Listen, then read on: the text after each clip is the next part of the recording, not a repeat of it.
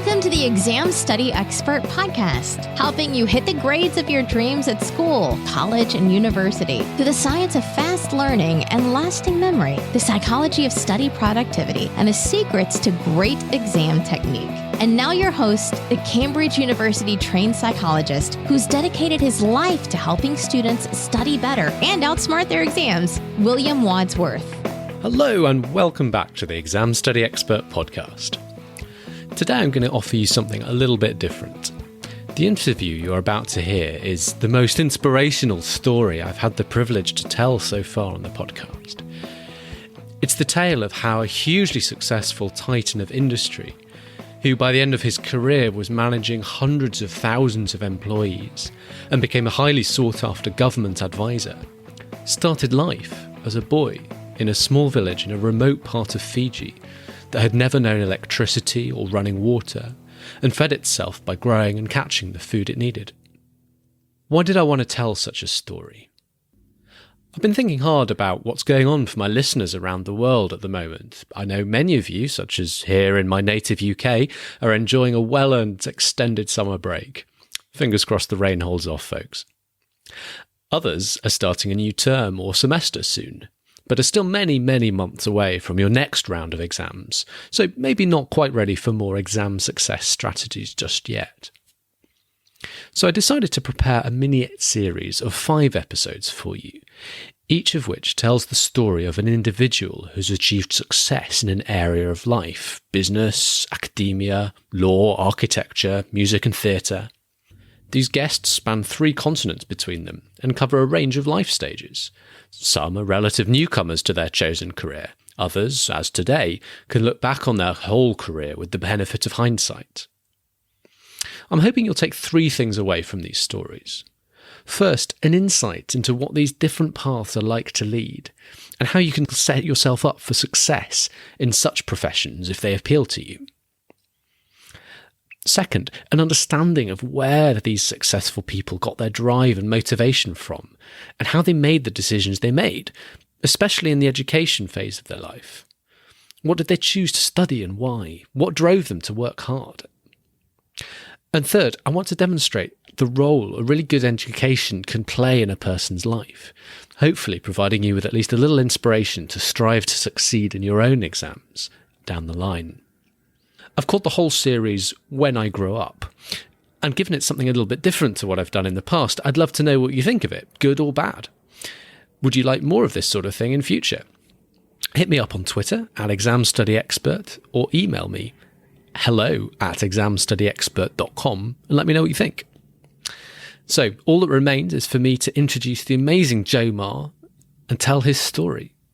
Sit back and enjoy.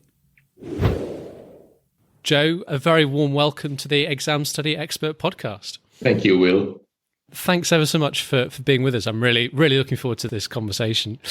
I think slightly unusually, but for reasons which will become clear in a moment, I think it'd be really helpful for listeners if you could start by just describing where your career journey ended up. So tell us a little bit about the job you were doing at the point you retired.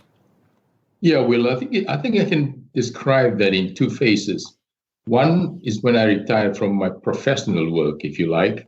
I used to work for an oil company, Shell, and I reached the top of what I then considered was where I probably would finish up.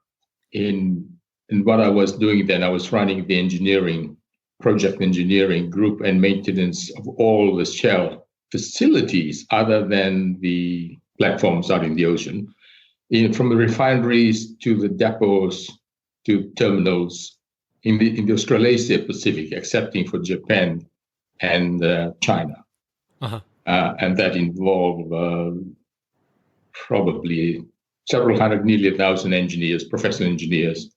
And I was based in Melbourne, Australia, traveling constantly through the Asia to part of the Arabian Peninsula, looking after these facilities and the people that work and base in these countries. That's the first part of my professional career. The other part, the reason I said 2 phases, the other part is the bit that I do out of sheer loyalty and desire to help my country. When I left Shell, and I left it early because I asked for it, I went back to the Fiji government. I am from Fiji, by the way, and asked, with all this international experience, and I knew that my country was struggling at that point after a coup. And I also knew that there's a lot of people who left Fiji, but so-called brain drain. I thought to go back to Fiji and ask the government, here's my experience. I don't need the money. How can you use me to help? And I suggested to them that the best way I would like to be helped is in the corporate sector of the government. In other words, a corporatized sector. Yeah. And it was then is one of the most enjoyable part of my life. I was doing it out of sheer loyalty and sense of duty to my government. I was executive chairman for the Power Authority, the managing director of the telecom, head of the investment fund, head of the Fijian, the native population of Fiji, Fijian Investment Trust, as chair, and head of the audiovisual commission of Fiji to try and attract Hollywood, so-called Bollywood filmmakers to come to Fiji and use Fiji as a location. And it's a few other jobs, but those were the main ones. I did that from when I retired from Shell in 2000 to 2007. Thoroughly enjoyable, wonderful restructuring work. Restructure the entire energy sector and the telecom sector to virtually to bootstrap Fiji into the 21st century. How interesting. Let's go back to the beginning. So if you would, let's paint a little picture of your upbringing as a boy in Fiji. Give us a flavour of what life was like. Okay, we'll imagine yourself running nearly half the globe in a corporate professional center for Shell, and then taking over the corporate sector, restructuring and the rebooting of the corporate sector of the government of Fiji. And then think back of a young boy growing up in the village. I grew up in a village where there was no electricity, obviously nothing like shoes, no vehicle whatsoever, no of any mechanical contrivance, not even a bicycle. We have kerosene lamp that we use at night to study if we have to. It was, and I'll say this without being afraid of using a term that's politically incorrect, but we were that very primitive but happy. Primitive but happy. Toilets, for instance, we don't have toilets. There's no hole in the ground. We grew up in a stage where we go to the forest to use it as a toilet or go down to the beach. So it's that primitive. Yeah. So that's the environment, or that's my beginning, my story. My father, who was Chinese, and my mother was a young Fijian girl, got married. And me and my brother and my sister were the only ones that were of any light color. And I used to be teased a lot as a young Chinese. They used to call me Chinese. Right. So as a young child, that's the environment I grew up in a way, happy, extremely happy in the environment, running free, catching your own fish, planting your own food. If you don't do that, you don't eat. Well, not quite that way, because Fiji is very communal and family oriented. So someone who will always feed you. But that was the environment I grew up in. And there was only one school in the whole island. It's what we call a district school. It takes you from class 1 in those days to class 5. I guess that's from the age of 6 to the age of 10. And after that, there's no other school. If you want to go to another school, you have to have enough money from your family for a boat fare and have a relative working somewhere in the mainland to go and stay with them and work and go to a boarding school. And that's what you did, was it? That's what I did. That's virtually the story of my first, up to the age of 10.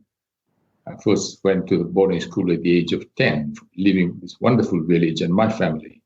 I guess you had to be quite driven to kind of take that step and carry on your schooling after age 10. Yeah, given the education system, then yes, you have to be. I was driven. And I was driven by the fact that I was different. It doesn't matter where you live in the world, children are very cruel. And if you're different, they tease you. And because I was half Chinese, they teased me like hell. So I used to grow up with this inferiority complex. The only way I can express myself is to be their equal. It's either in sports or in the academic world. What drives me was I wanted to get over this rather existence where I can't see myself being teased the rest of my life. The only way I can do that is, as I said, other education though. And so very early on, I always wanted to be whichever the most educated in the village was. First of all, I wanted to be a clergy because I thought the clergy in the village is the most respected of them all. Mm. And then I didn't quite agree with some of his sermons. And I said, no, that's not for me. Yeah. And the next choice was being a teacher, because I thought the teacher in the village, in those primary schools, were very respected, and they seemed worldly to me. So I wanted to be a teacher. And so off I went to boarding school. And then, of course, the fact that my mother was a single mother, they say at that stage, we had 7 siblings, one died young. And there wasn't much food on the table, so I was absolutely driven to do something with my education primarily to help my mother. My mother was the driving force to help my mother was the driving force so that I could have a proper job, help my mother with money so that she can look after the rest of the family. And so I went to boarding school with that in mind. Amazing. So perhaps with an aspiration at that point to be a teacher. Eventually you got interested in engineering, and that was your degree, if I think I'm right in saying. Was there a particular moment in your school days where, if you'll pardon the pun, a light bulb went on and you first got excited about the world of engineering? Yeah, well, I've got to tell you a funny story. This is what made me want to become an engineer, quite by accident. In those days in the primitive village, as I said, no electricity, no fuel of such liquid fuel except kerosene. So we used ironing. My mother and all the other ladies in the village, when they iron clothes, most of the listeners won't even remember this. It used to be an old ironing, an old cast iron thing that you make some charcoal, put it into this container on top of the iron, light it, and so the charcoal will warm up the iron and you do the ironing. Yeah. And I guess in the Western world you use coal because it lasts longer. In Fiji, we use coconut. We would cut the coconut open, and the shell that contains the meat and the milk of the coconut, they make very good charcoal. So we'll burn that. When they turn into charcoal, we will save the charcoal, then cram it into this container on top of the iron, then light that with the fire, then that's the ironing. So I was late to go to school. School started in February, very early. I didn't get to school till April, and that's another story. But at any rate, so I first went into school late, 6 weeks late. And by then all the boys had paired up and they were dormitories, they know all the ropes and everything. The first day was Tuesday, I think. I came in on the weekend, and on the notice board, it was the dormitory that I went to was the ironing day. Their turn to go to the ironing room of this boarding school to do some ironing. So I said to myself, oh, heck, I can't see any coconut anywhere, and I don't know this area enough to go and look for coconuts to husk it so I can burn some charcoal. So I said, well, I'll just go along and see what they do. So Tuesday after school, we all went to this ironing room, and all the kids rushed in and they grabbed all these irons, and at this point, inverted commas, iron. And I was standing there watching, wow, no coconut anywhere. And I saw this wire coming out of the back of the iron, plug it into a wall, connected to a wall.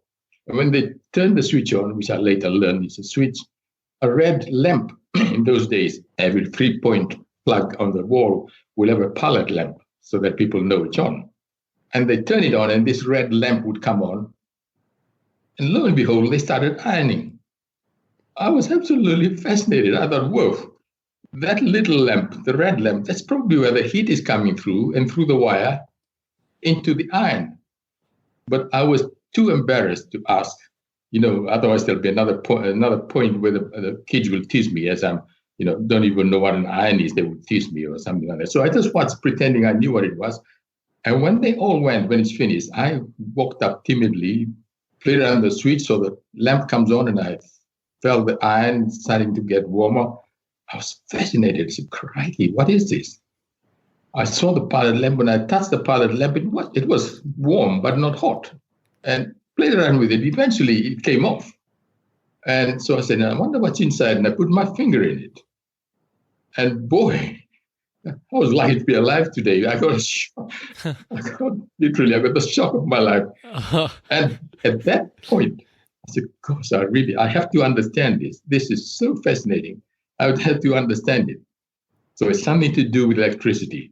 That's when the light bulb came on. I said to myself, I have to get my education, whatever form of education, so that I can understand what causes this iron to get hot when you plug into these 3 pinpoint plug in the wall. That's amazing. So that's a story of engineering. Then years later, when I went through the career of schooling, boarding school, and then eventually, finally, all the Fijian students, to get a scholarship, you have to go for an interview. And they asked me, what do you want to do? And I said, engineering. They asked, why? Why? And I said, electrical engineering, in fact. And said, why so specific? Everybody else we know that when we wanted to do engineering had no idea what kind of engineering they wanted. They don't even know the difference. And you said electrical. And I told them the story in the interview. That got me the scholarship. I'm pretty sure of that, Will. That's amazing. To me, listening to all of this, it sounds like just such a powerful combination of things to have in your mind as you're going through your school days and on into university. That drive, that fascination to learn about the world and science and technology, that motivation to provide for your family, help your mother and put food on the table, I guess. Finally, that thirst to prove yourself and show off a little of what you're capable of and show that you can be the best or you can hold your own with anyone else. Yeah. So should we talk about how you ended up at university and then what shaped your thoughts about what you'd want to do moving on from university? Okay. In Fiji in those days, not many opportunities to go to university. To get scholarship, they're probably 10 a year, if lucky. There's the Fiji government scholarship, then there's a Commonwealth scholarship, which is the much sought after one from Australian government. Then New Zealand, I think, offers 1 or 2. It's competitive. And you sit an exam at the what we call then the 6th form. It's called University Entrance Exam. It's based on New Zealand curriculum. And when you pass that, then you're entitled to go to university. After that, you spend another year for Fijians, particularly, and by Indian brothers, communities. Fiji is mostly Fijian and Indians. We would then spend another year in a grammar school, the only grammar school in Suva, which is the capital of Fiji, where all the expatriates, people that work in Fiji in those days, go to school. This is nothing absolutely racial, but it's predominantly white. Sure. And the underlying reason for that, for any of us native Fijians and some Indians who can't afford for their parents to send them straight to university after university entrance, is to, if you like, socialize us ready for university. Learn how to mix with white kids, because the university will be either in New Zealand or in Australia, so that we don't create faux pas, I guess, in a mixed society, because up to this stage it was predominantly just Fijian boarding school. We spent a year in this school, and I've used this term, and it's not derogatory, but I say it because I was one of them, and it may be politically incorrect to others, but I'm going to say it anyway. To culturize ourselves into the Western culture, sure. To learn how to mix with white kids when you go to university, so that you don't put your foot in things. And don't put your finger in any sockets. And any sockets, exactly. So we spent that year mixing with all these kids, and then waiting for applications for scholarship, which I did. Eventually it came, and I applied for scholarship, applied for Commonwealth scholarship, which is a much sought after one, had my interview, told them the story why I became an engineer, and I got the scholarship. I went to university in the University of New South Wales in Sydney. Congratulations.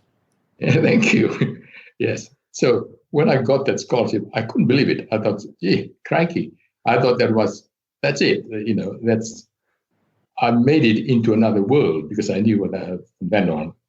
I would move to a foreign place and be on my own. Yeah, yeah. What was your experience like when you started going to university? Okay, I was lucky. Our principal at at Convictoria School. It's the school where most Fijians of quality, if you like, academic quality, go to. It was from Oxford, a graduate from Oxford University, an Englishman. Okay. When I got the scholarship, he had a friend from university who was a master of one of the colleges in Sydney University, not University of New South Wales. When he learned that I got this scholarship, he got in touch with this college master Peter Pockley was his name, and asked him if he could help this young native boy get into one of these residential colleges.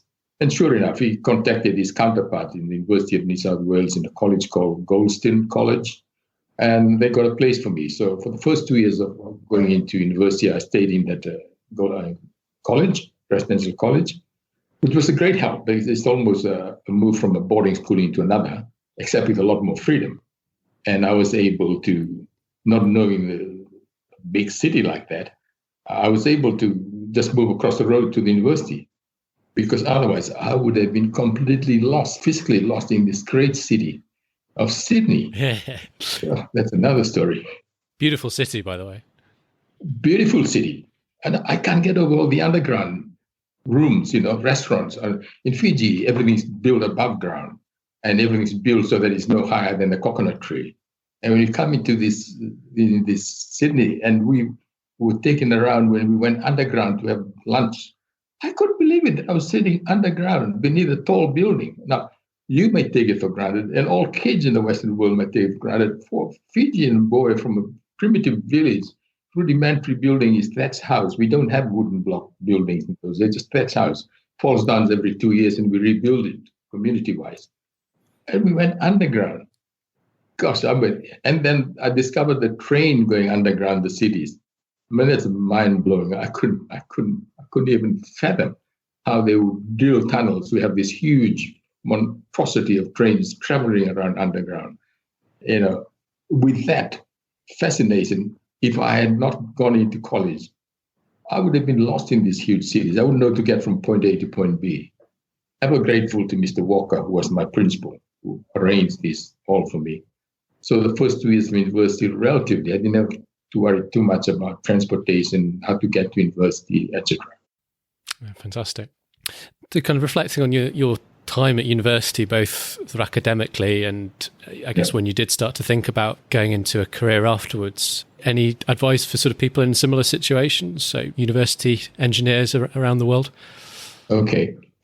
Because I was focused in wanting to understand electricity generally, so my choice was fairly clear. So I was lucky in that way. But the moral of that story is that if you're focused on what you want to do as a start, things is much easier, because I discovered there's so many options, and even more so today. Because if you, as a young person, you may not necessarily know what careers is out there in the world, and you see people doing this and doing that. How do you get to that point? So I was lucky, thinking back, if a situation that I was seeing is that I was focused on becoming an engineer, so that was fairly simple. But for young people coming to university, and I had this problem with my daughters when they were going through university. They had no idea what to do, although one of them was fairly focused. The other, there were so many options. And if you don't have a motivating factor, if you don't have the drive for something, the tendency is to choose something simple or something that may not be of practical value when you come out of university. Yeah. If you can afford the time, and you've got plenty of time as a young person, I would always suggest go with your first choice as a starter. Focus on that, because you're building a foundation block for what you may then have the ability and at least the basic academic training to choose something that you really have passion for if you don't want what you did. Fantastic. So you obviously had a really clear idea of what you wanted to study and learn more about it at university. Tell me about what happened next.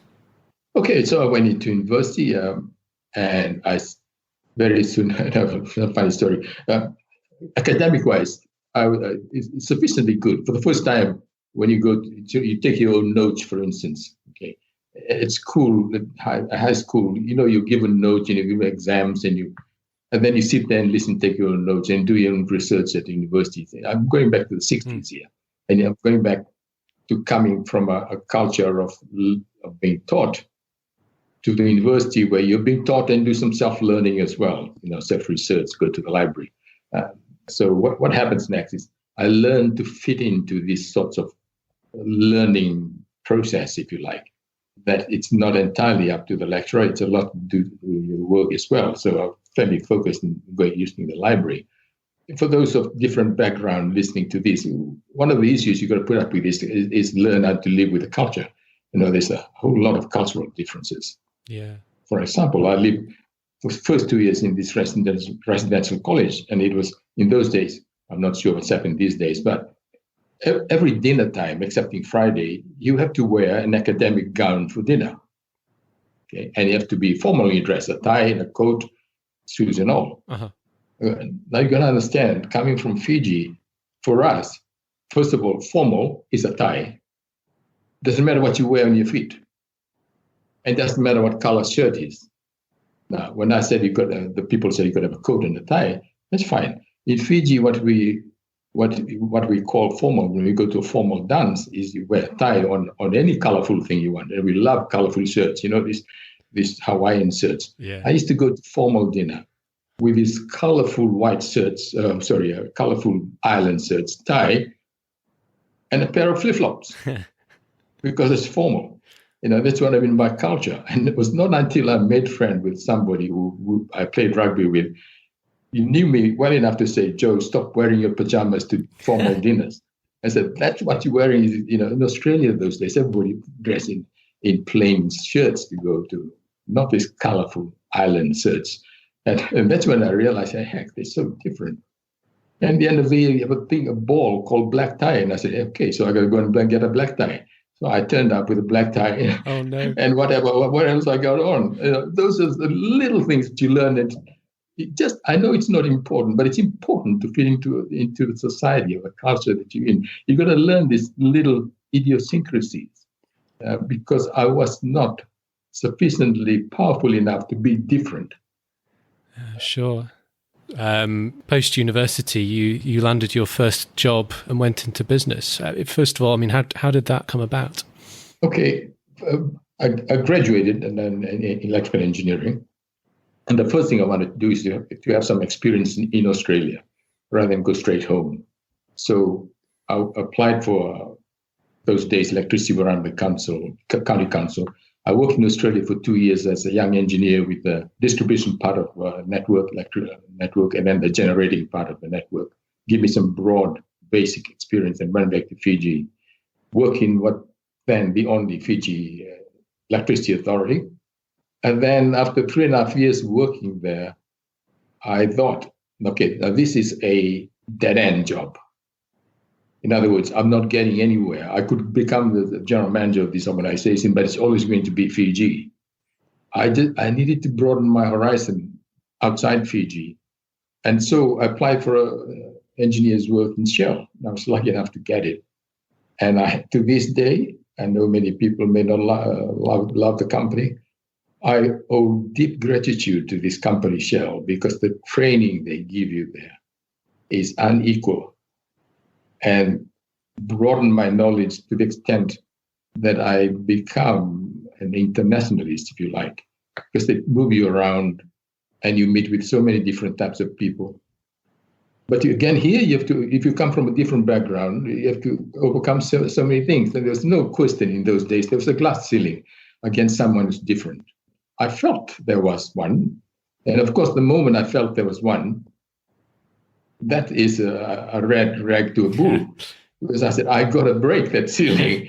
I've got to break that ceiling. So I decided, not only I was happy just to work Shell in Fiji, so I'm going to work outside Fiji, compete with people who are different from me. And I want to be able to reach the nadir of my capability, not my ambition. That's very important to tell that to people. Some people are ambitious beyond their ability. If you go beyond that, it's becoming so inefficient or incompetent. So there's a level of competency that we can reach. Of course, you can with learning you might improve. But then, unless it was important for me at any rate to reach the nadir of my capability, and it was important rather than ambition.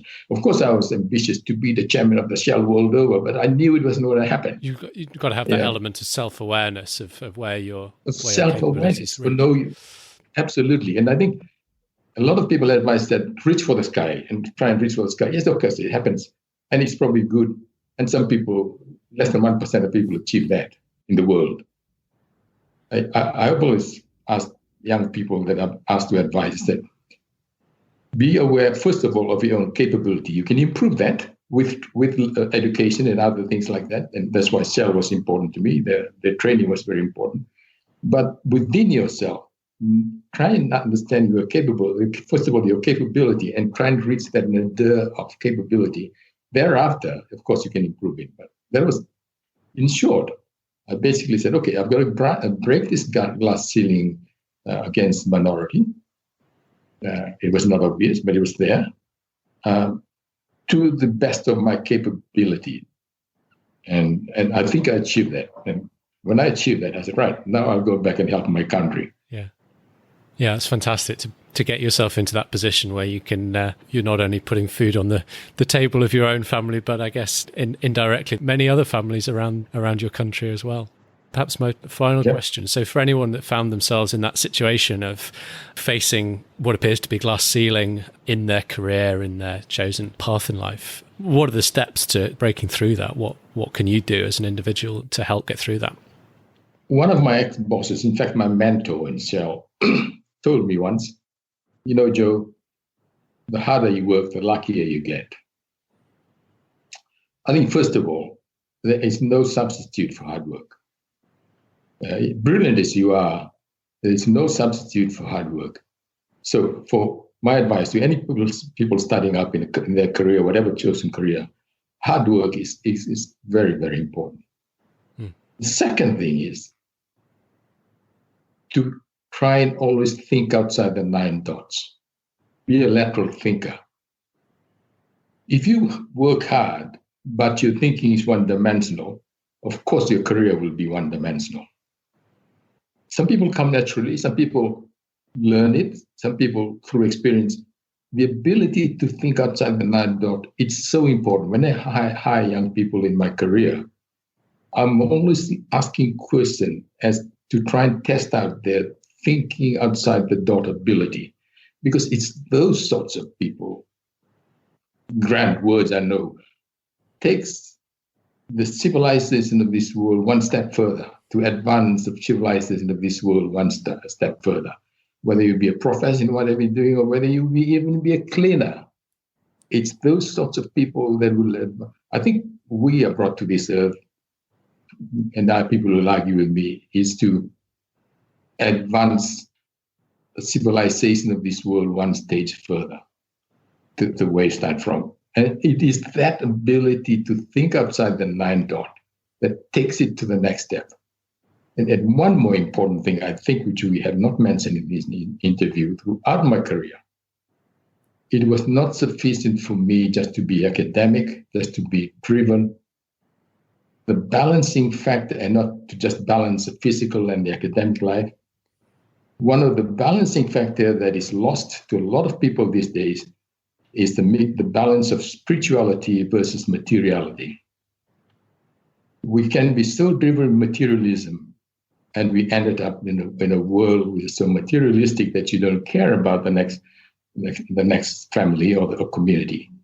I think that's where we're losing out today, is that you have to balance that with spirituality. And I don't care what religion you are, whether you are Islam, whether you believe in Muhammad, you believe in Christ, you believe in Hindu, or a Baha'i or Buddhist. Balance the spirituality with materialism, because the major religions of this world have similar spiritual teaching. And one of those is help thy neighbor. Sure. And I think that is so important today if we don't want to take this country the path we seem to be taking ourselves down to.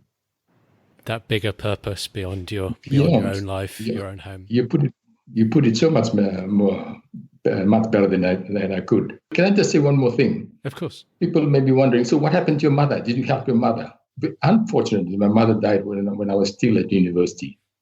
I'm sorry. But that all that love, all that duty went straight to someone in the family who took over the maternal role. And that was my eldest sister. And she's still living today, and she's still getting the help that I give her materially to help the family. Amazing. Yeah. Joe, thank you ever so much. You've been absolutely brilliant. Thank you, and hope to see you soon. Okay, well, thank you. I hope it helps someone somewhere along the line. So I'm absolutely sure of that. Thanks good. very much. Okay, good talking to you, Will.